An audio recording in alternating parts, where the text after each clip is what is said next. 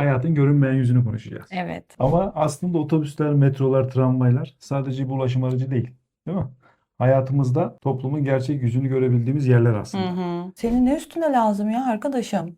Doğru. Bu sana düşmez ki.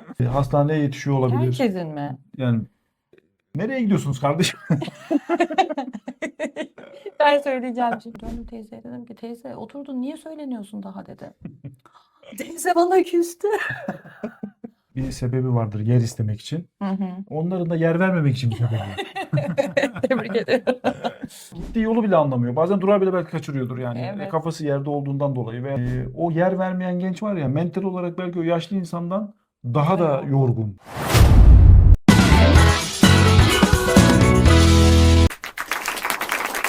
Merhaba arkadaşlar, hoş geldiniz. İyi akşamlar, hoş geldiniz. Bugün çok derin bir mevzumuz var. Aslında hepimizin Günlük hayatta karşılaştığımız sıkıntılar ama kimse bunu dile getirmiyor.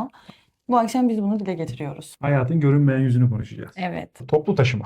Evet, toplu taşıma. Çok kullanıyorum ben toplu taşımayı. Özel aracım yok çünkü. İETT'leri kullanıyorum, metroyu kullanıyorum, minibüsleri kullanıyorum ve acayip büyük sıkıntılar var. Bu akşam bunları konuşacağız inşallah. Ben çok dertliyim. Her şeyi ortaya dökeceğim. Ama aslında otobüsler, metrolar, tramvaylar sadece bir ulaşım aracı değil. Değil mi? Hayatımızda toplumun gerçek yüzünü görebildiğimiz yerler Hı aslında. hı. Toplumun nereye gittiğini, gençlerin, yetişkinlerin, kültürümüzün, değerlerimizin ne tarafa doğru evrildiğini biz toplu taşıma araçlarında daha çok gözlemleyebiliyoruz bence. Aslında sabah kalkıp yetişeceğimiz için toplu taşımalar insanlar için çok önemli. Evet, büyük önemi var. Büyük önemi var. Burada tabii yaşanan sıkıntıları aslında bugün Hı konuşacağız. hı. Ne gibi sıkıntılar yaşıyoruz? Sence toplu taşımalar hayatımızdaki yeri nedir? Ne gibi sıkıntılar yaşıyoruz? Sen daha çok bu sıkıntılar yaşıyorsun. Evet. Daha çok görüyorsun insanlarla. Evet. Kendimi bu akşam bu konuya acayip hazırladım. İçimdeki her şeyi ortaya kusacağım yani. Söyleyeceğim. Başlıyorum şimdi. İlk önce insanların empati sıfır. Empati yetenekleri yok bence. Şöyle şimdi sabah kalkıyorum ben. Minibüse biniyorum bindiğim zamanlarda. Minibüs tıklım tıklım. Ama insanlar o an o saatte işe gitmeye çalışıyorlar. Otobüsler de keza öyle. Aynı şeyi çok yaşıyorum ben. Şoförü diyor ki ya abi diyor daha ne kadar alacaksın diyor. Yer mi var diyor. Üst üste mi çıkalım diyor. Halbuki iki adım kenara kaysa Evet. biraz daha şöyle sıkışsa bir kişi daha binebilir. Çünkü o kişinin yerine sen de olabilirdin. İşe geç kalıyor olabilirsin, sınavına geç kalıyor olabilirsin, iş görüşmen vardır, ona geç kalıyor olabilirsin. Yani böyle durumlarda arkadaşlar biraz daha insanlara empati duygularla yaklaşalım. Kendimizi onların yerine koyalım. Hele ki kışın yağmur yağıyor, kar yağıyor, rüzgar var. Yani ortalık böyle soğuk. İnsanlar durakta saatlerce bekliyor bir otobüse, bir minibüse binmek için. Sıkış tıkış yani çocuklar sabahleyin okula gidiyorlar. O sırada insanlar da işe gitmeye çalışıyor ama bir adım atacak yer bulamıyor. Bir de insanlar otobüsün minibüsün içinde yayılıyorlar. Yani bir yer bulmuşlar kendilerine mesela oraya sabit kalıyor. Ondan sonrası arkası bomboş orada kilit oluyor. Tabii Yığılma ortada oluyor. kapının orada yığılma oluyor. İlerlemiyor. Şoför kaç kere söylüyor. Arkaya doğru ilerler misiniz? Arkası bomboş. Ama iki adım geriye gidemiyor. Niye sıkış tıkış gitmek istemiyorsun? Arkadaşım bu halk otobüsü, halk minibüsü, minibüs, otobüs, tren bunlar insanlar kullanıyorlar. Yani senin özel aracın değil ki. Alt tarafı ne kadar 40 TL falan basıyorsun. 7'de 40 falan basıyor. Ama aslında insanlar otobüslerde şöyle bir durum var. Otobüslerde insanlar rahat etmek istiyor ama Rahat edemezsin bu yani. rahat Rahat etmek istiyorsan kendine bir araç al. işe Çok gideceğiz. sıkıntı. Sen servisle gidiyorsun. Ben otobüsle gidiyorum. Tabii ama sosyal hayatımızda başka bir yerden bir yere giderken tramvay olsun, metro olsun, otobüs olsun, minibüs olsun bunları kullanıyoruz. Ama Evet. bunları kullanırken gerçekten insanlar sanki kendi özel aracıymış gibi davranmaya Evet. çalışıyor. Bu da ne yapıyor? Seni bir yere gideceksen geç kalıyorsun. Evet. Adam iş görüşmesine gidecek. Hı hı. Otobüste yer bulamıyor. Veya da Doğru. kapıdan içeri giremiyor. Yani tamam hani biz de sıkışık tıkışık insanlar gitmek istemez tabii ki bir yere ama kalabalık Hı İstanbul'da hı. yaşıyoruz. Kalabalık insanlar bir yerlere yetişmeye çalışıyor. Metrolarda da aynı şekilde. Evet. Arkadaşlar bu sıkışıklık aslında insanların sorunu değil. Evet, o otobüs sayısını, hat sayısını arttırmak lazım, minibüs sayısını arttırmak lazım. Ama olmayınca birbirlerimize yardım etmek gerekiyor. Bir örnek vermek istiyorum. Bir gün Tamam. otobüste gidiyorum. Bir tane genç bir çocuk binmiş ve arkada sıkışmak istemiyor. Otobüsün en arkasında, arka kapının olduğu yerde. Sıkışmak istemiyor, ileri geri de hareket etmiyor. Otobüs şoförü kaç kere uyardı, arkaya doğru ilerleyelim falan diye. Bu biraz daha ortadan arkaya doğru yerde. Şimdi ön taraf artık dolunca şoför arka kapıyı açmak zorunda kaldı durakta durduğu zaman. Şimdi arkadan binenler İETT kartlarını uzatmaya çalışıyorlar ve oradaki genç çocuk diyor ki verme diyor İETT kartını diyor. Gönderme ileriye doğru. Zaten sıkış tıkış gidiyoruz diyor. Senin ne üstüne lazım ya arkadaşım? Doğru. Bu sana düşmez ki. Herkes orada sıkış tıkış gidiyor. Ha, aracın sahibi sen misin? Yani böyle tipler de var. Niye ben bastım? Ona niye bastırtmıyorsun? Ver kartını göndersin. Gidiyoruz hep beraber işe gidiyoruz. Ha, evet bazıları şanslı. Otobüs duraklarının olduğu yerden biniyor. İleriye doğru giderken tabii ki de doluyor. İlk oturanlar şanslı oluyor. Yer bulanlar şanslı Tabii. oluyor. İlk duraktan binenler İlk şanslı olmuyor. şanslı oluyor, Tabii gide gide biniyor. dolduğu için bu sefer sonraki binenlere yer kalmıyor. Kalmıyor. Ama yardımcı olmamız lazım birbirimize. Yani Evet, sonuçta otobüsün. herkesin yetişeceği bir yer var. Evet, Herkes hastaneye yetişiyor, doğru. okula yetişiyor, işine yetişmeye çalışıyor. Yani bunlar gerçekleşmediğinde insanların başlarına o gün farklı farklı şeyler geliyor, farklı farklı şeyler yaşıyor. Birbirimize yardımcı olsak, Şimdi kendimden bir tane daha örnek vermek istiyorum. Yine otobüsteyim, arka taraftayım. Arka tarafta şöyle bir yükseklik vardır. Hani oraya koltuklar koyulur. Normal düz gelir böyle. En arka kısmında biraz daha yükseklik vardır. Şimdi otobüs doldu, doldu, doldu, doldu, doldu. Arka kapı açıldı. Bir kişi kaldı. Diyor ki biraz daha diyor ilerler misiniz diyor. Ben de bineyim, geç kalacağım diyor.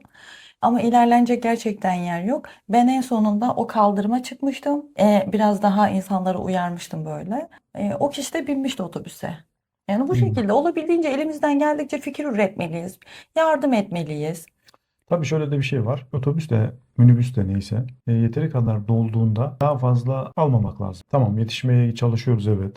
Herkes bir yerlere yetişmeye çalışıyor. Herkesin sabah saatlerinde insanların yetişeceği yerler var. Dediğin çok doğru ama şimdi sen dışarıdan minibüsün dolduğunu zannedersin. Evet, Ama içerideki şoför minibüste hala yer olduğunu bilir. Doğru mu? evet. Değil Görüyor, mi? bakıyor Görüyordur, tabii. bakıyordur. Oraya kaç kişinin bineceğini de bilir. Eğer o minibüs gelip durakta kapısını açıyorsa demek ki yer var demektir. İnsanlar da biraz bence yardımcı olmalılar. Ya yemin ediyorum 2 adım kenara kaymıyorlar. Ben bunu gördüm. Ya o Ama şekilde. yetişeceğim ben. Başka minibüs yok. Tamam, Gelmesine 15 dakika var. Niye biraz daha yardımcı olsan? 15 dakikaya ben geç kalıyorum belki. tamam, ben sana tamamen hak veriyorum.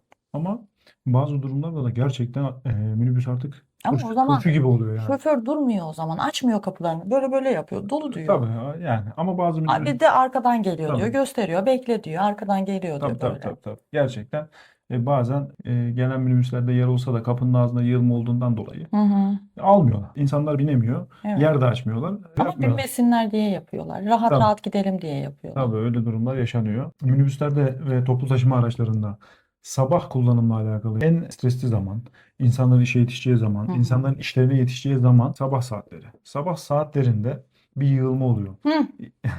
Bu yığılmadan kaynaklı insanlar geç kalıyor gidecekleri yerlere. Evet. Bu yığılmada da bazen işi olan olabiliyor, olmayan olabiliyor. Genel olmayanlar daha çok oluyor Yani sabahın sanki. köründe bakıyorum insanlar genelde yaşı biraz yüksekte olup emekli havasında olan arkadaşlar, Evet. kişiler. Doğru. Amca Normal teyze işte. Amca ve teyzeler. yani çoğunlukla yani normal çalışan insanlardan daha fazlalar. Yani tamam Evet. hani burada belki Doğru. hastaneye gidiyordur, belki acil bir işi Gezmeye vardır. gidiyorlar bence. Belki Hiç hastane falan ve değil. yani şöyle hastaneye gidenler de vardır illa ki ama yani o saatte hastane de açık değil yani. Hani bilmiyorum belki Değil. yani tamam bir olur iki olur. Bu sefer ne oluyor bu toplu taşıma araçlarında bir sabah yoğunluğu oldu mu? Bir de onlar ekleniyor. Gezmeye gidiyorlar. Yani gezmeye gidiyor olabilirler. Acil bir işi olabilir. Hastaneye yetişiyor olabilir. Herkesin mi? Nereye gidiyorsunuz kardeşim? Kesinlikle gezmeye Ya gidiyorlar. Bak, arkadaşım. bak bir dakika. Çok nadirdir tabii senin dediğin gibi. Hastaneye giden olabilir. İşte ne bileyim o an acil bir işi olan olabilir. Çok nadir tek tük vardır. Ama bakın şöyle bir şey söyleyeceğim. Az önce biz İETT'lerin kalabalıklarından ve insanların biraz empati kurmayışından bahsettik.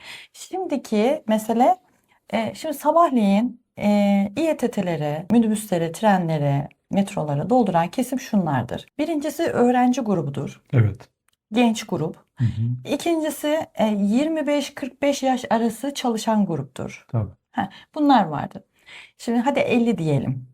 Şimdi 50'nin üstündekiler 55, 65, 75 amcalar, teyzeler. Buradan onlara seslenmek istiyorum. Tabii ki de hastane randevunuz olabilir, acil bir durumunuz olabilir ama genellikle çoğu gezmeye gidiyor. Ve milletin gözünün içine baka baka yer talep etmeye çalışıyorlar. Ya tabii ki de verelim, onlar yaşlı. Yani yer vermen gerektiğinde anlıyorsun zaten vereceğini. Vermemen gereken kişi de sana gözleriyle öyle bakıyor ki Evet. yani seni vermen gerekiyor diyor gözleriyle. Kendisi hı. söylemese bile, yer istemese bile senden ama bakışları senden yer istiyor.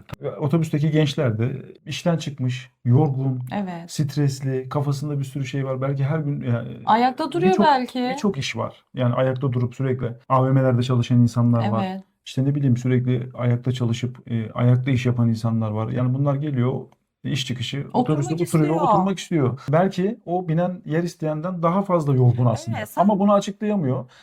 Söyleyemiyor da. Ne yapıyor? Kafasını aşağıya Hı eğiyor. hı. Camdan dışarı bakıyor. Telefonuna bakıyor. Müzik dinliyor. Görmemezlikten geliyor. Müzik dinliyor. Müzik dinliyor. Haklı. Ya bu sefer de ne oluyor? Gençler yer vermiyor oluyor. Bu kişiler biraz daha böyle hani iş için dışarı çıkmış değil de gezmek için dışarı çıkmış olan arkadaşlara söylüyorum. Bu hayatı birlikte paylaşıyoruz. Zorlaştırmayalım, kolaylaştıralım. Git sabahleyin gez, tamam. İstediğin kadar gez, istediğin saate ama ya dönüş saatini iş çıkışına denk getirme. Ya iş Sabahı da çıkışında akşamı da. evet. İş Ya saatine de mesela getirmeye gerek yok. 8.30'da başlıyor insanların telaşesi. Değil mi? Bir yerlere yetişmesi, otobüse binmesi, ne bileyim, metroya binmesi. 8, 8.30, 7.30. Ya sen hastane randevularını biraz daha 9-9.30'a alırsan, ortalık zaten sakinleşmiş oluyor. Tabii. Kendisi de rahat eder. Kendisi de rahat Oturarak edecek. gider mesela. Evet. Gezmeye mi gideceksin? Sen yine sabahtan kalk, kahvaltını yap. İşte ne bileyim. 8.30'da evden çık, zaten durağa gidene kadar 9 olur. Ya, Ortalık zaten sakinleşmiş tabii. oluyor. Ya bizdeki 9'da okul başlıyor. 9'da mesai başlıyor artık. tabii. Senin otobüsün de boş, trenin de boş. İstediğin yere otur. Dönerken de gittin, gezdin, dolaştın. Döneceksin. Ya 4.30-5'e denk getirme. Döneceksen 6.30'da dön. Ne bileyim 7'de dön. Ya da 3.30'da dön. Yani o saatlerde çok kalabalık oluyor. Gerçekten insanlar, ben mesela sürekli ayaktayım bütün gün. Hı hı. Yukarı aşağıya merdiven in çık. Ayaktayım, yani ayakta çalışıyorum. Gün bittikten sonra yani ben iş dönüşü özel aracım yok. Oturmak istiyorum. Biraz da kafamı dinlemek istiyorum. Ama mesela yaşlı teyzeler, amcalar bakıyorlar, yani bana yer ver der gibi. Ya bu sefer Ama de veremiyorum. tabii bu sefer Kalkacak de mecalim yok. Hafta sonu çok hastaydım. O kadar hastaydım ki cumartesi günü yattım. Yani kafamı kaldıracak halim yoktu. Pazar günü bir tık daha kendim iyiydim ama hala kemiklerim falan ağrıyordu. Pazartesi işe gitmek zorunda kaldım. Metroya bindim. Sabahleyin çocuğumu okula bırakacağım. Oradan da işe gideceğim. tamam. Onun çantası, benim çantalarım, elimizde poşetler. Beraber oturduk. Metro tabii sabahleyin tıklım tıklım. Bir tane teyze geldi. İşte kimse bana yer vermiyor, kimse bana yer vermiyor. Ben yaşlıyım. Bu şekilde. Ben de biraz kenara çekildim. Yanımdakilere dedim ki siz de biraz kayarsanız teyze otursun dedim. Teyze bir şekilde oturdu. Oturduğu halde hala söyleniyor. Kimse bana niye yer vermiyor? Gençler hiç görmüyorlar beni. Ya bunun hastası var, yorgun olanı var, ayakta duramayacak olanı var. Sabahleyin işe gidiyor.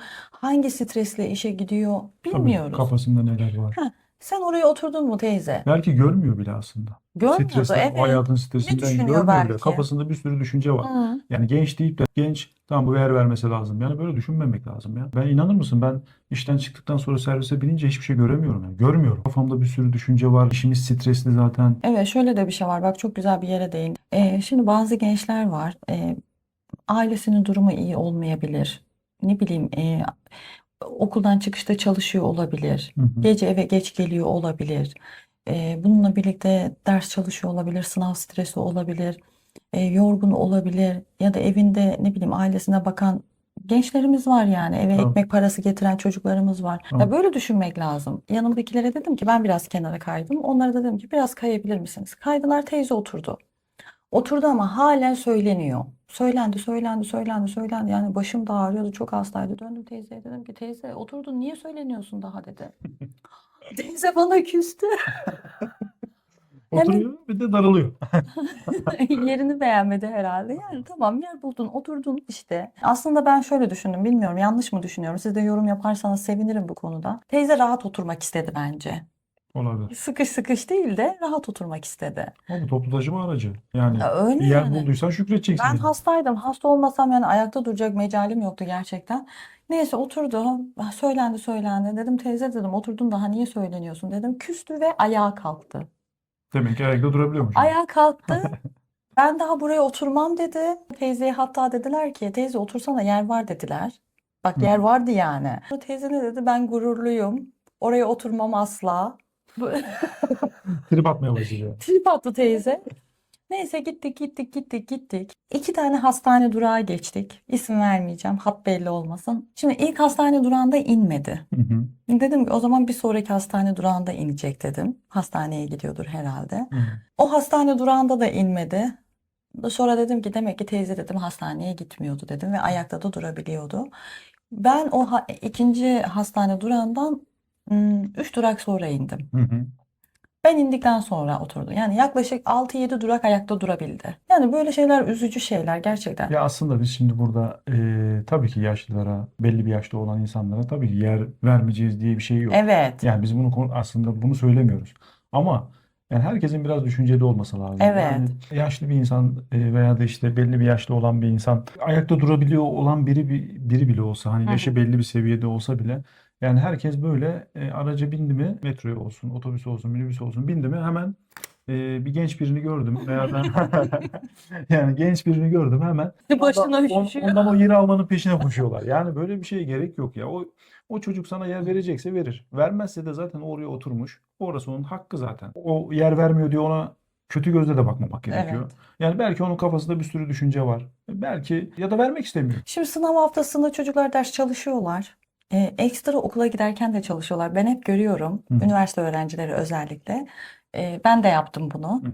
Ya ayakta ders çalışılmıyor. Hani bir yerden böyle tut, bir yerden böyle. İnsan oturup böyle iyicene ezberini yapmak istiyor. Son şeylerini hatırlamak istiyor. Hı hı. Ya da bazılarının tableti falan oluyor. Tabletten takip ediyorlar böyle Evet. notlarını. Kitap okuyanlar da var. Kitap okuyanlar da var, evet. Bilmiyorum, evet senin dediğin gibi yaşlılara yer vermeyeceğiz anlamına gelmiyor ama o an gerçekten de senin dediğin gibi vermek istemiyorsa da bir sebebi vardır yani. Ben inanıyorum gençler, bizim gençlerimiz saygılı insanlar, saygılı çocuklar, Tabii. çiçek gibiler. Veriyorlar ama vermiyorsa da ben hep böyle bu niyetle bakıyorum. Kesinlikle. Yorulmuştur, düşüncesi vardır ya da ders çalışıyordur. O an belki kafasını dağıtmak istiyordur. Akşam evde ailesiyle tartışmıştır ya da anne babası tartışmıştır ya da herhangi bir sorunu vardır. Biraz dünyadan uzaklaşmak, kendi kabuğuna çekilmek istiyordur. Kesinlikle. Evden dışarı kendini zor atmıştır. Belki Ya, kimseyi tabii, görmek tabii istemiyordur. yani. Yaşlı insanlarımızın bir sebebi vardır yer istemek için. Hı hı. Onların da yer vermemek için bir sebebi var. Tebrik ediyorum. Yani o yüzden hemen yüklenmeyelim. Yani başta konuştuğumuz gibi Hı hı. belli bir yaşın üstünde olan insanlar bu araçları kullanırken Hı hı. bu iş saatleri dediğimiz gibi Evet, çok acil bir e, durumları yoksa. iş çıkışları ve iş gidişleri yani buraları kullanmazsa onlar da rahat eder. Hı hı. Gençler de rahat Hı eder. hı. Yani bu toplu taşıma araçlarında bu çakışmaları yaşamayız. Doğru. Yani bu çakışmalar gerçekten iki tarafı da strese sokuyor. Doğru, doğru. Yani şimdi o taraftaki diyor ki bana yer vermedi, saygısız diyor. Tamam mı? Bu taraftaki de vermediği için utanıyor, çekiniyor. Hı hı. Gittiği yolu bile anlamıyor. Bazen durağı bile belki kaçırıyordur yani. Evet. Kafası yerde olduğundan dolayı. Ve telefonuna baktığı için veya da işte ne bileyim uyuduğu için. Hı Bazıları da hı. uyuyor yani yer vermemek için. Hayır öyle düşünme ya. Geç Vermemek yapmıştır belki. yani vermemek için değil de tabii ki o anki yorgunluktan nasıl bir işte çalıştığı belirsiz. İnsanlar iki işte çalışıyor. Yani artık geçinmek de zor. Evet. Çocuklar yoruluyor. Şimdi eski şu anki emekli veya da yaşlı insanlarımız daha kolaydı aslında hayat onların Hı hı. zamanında. Alım güçleri Hı yüksekti. hı. Şimdi zor. Genç olmasına bakmayın. Gerçekten ben şimdi inanın yoruluyorum yani. Hani çalışıyorum. Evet. Sabahın köründe kalkıyoruz, işe yetişmeye Hı çalışıyoruz. hı. İşte bir sürü stres, yoğunluk.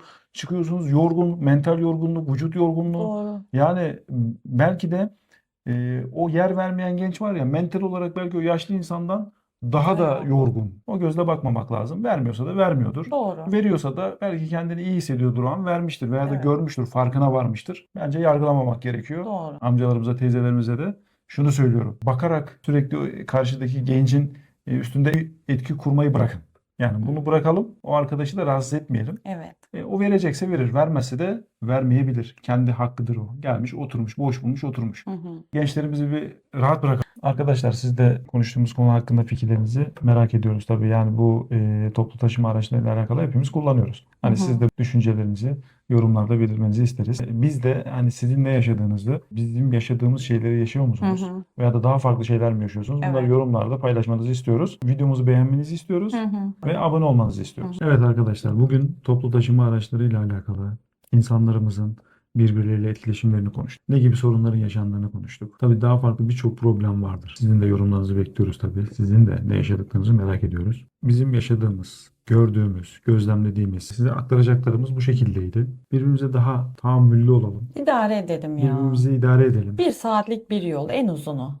Ya binecek, inecek, 1 saat geçecek. Sonuçta bu toplu taşıma araçları bizim özel araçlarımız değil. Biz bunları bir yerden bir yere kendi işlerimizi halletmek için kısa bir süreliğine kullandığımız araçlar. Belki o araca bir dahaki gün bindiğimizde oradaki birçok kişi birbirini görmeyecek. Birbirimize daha böyle saygılı olalım. Daha dikkat edelim. Yardımcı olmaya çalışalım. Bugün siz birisine yardımcı olursunuz. Yarın ötekisi de yardımcı olur. Kalabalık şehirlerde yaşıyoruz. Genelde bu toplu taşıma araçlarındaki sıkıntılar büyük şehirlerde daha çok yaşanıyor. Hı hı. Çünkü burada kitleler, kişiler, yaşayanlar, popülasyon daha fazla, iş imkanları daha fazla olduğu için zaten insanlar stresli. Hepimiz stresliyiz. Üstüne bir de ekstra bir stres eklemeyelim. Doğru. Bunlara dikkat edersek bence daha mutlu oluruz. Herkes mutlu olur. Herkes evine huzurlu bir şekilde gider. Bir problem yaşamayız. Hepiniz sağlıcakla kalın. Bizi dinlediğiniz için teşekkür ederiz. Teşekkür ederiz. Görüşmek üzere. Hoşça kalın.